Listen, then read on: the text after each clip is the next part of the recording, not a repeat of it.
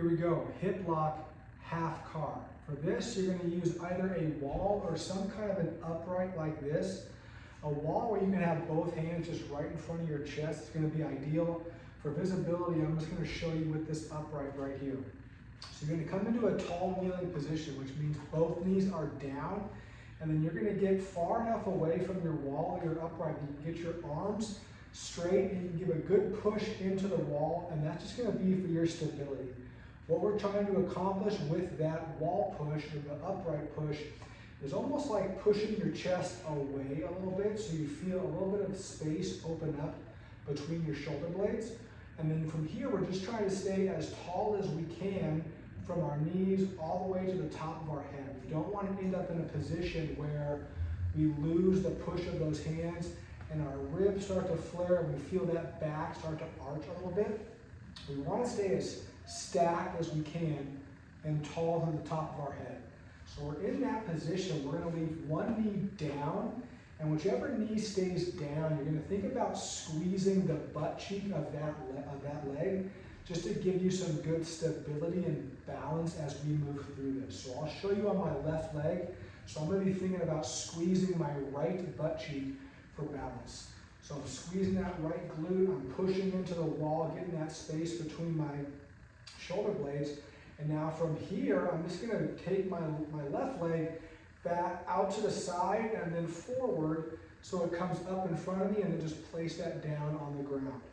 Now from here, I'm just gonna reverse that. So my leg comes up, foot comes up, swing that out to the side, and then just slowly let that drift down to meet the other knee.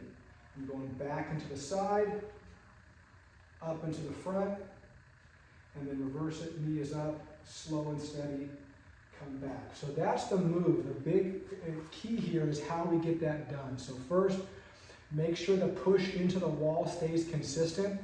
If we're doing the push correctly, you should, again, feel that space between the shoulder blades kind of open up, but you should also feel a little bit of tension and work in the front side of your core. That's a good sign we have a good push into the wall. The second thing is make sure that whatever leg is staying stationary, that glute stays tight. What we're after here is just a very slow and controlled motion of this hip and leg moving in space. What we don't want to see when we start to move this leg is we start to dip or move around and get kind of sloppy from the hip up. That's going to create some problems in that low back potentially. So move very, very slowly. If you're having any trouble at all, just with your foot hitting the ground too much, what you can do is get a pillow or a pad for that stationary leg just so you raise yourself up a little bit, and that will give you more room to work with for that moving leg relative to the ground. And if you're getting some back stuff, that might clean that up. So again, very slow and controlled. Keep that stationary glute squeezed so you have that stability, and keep a good push into that wall so we have that tension in the rib down position that we've talked about.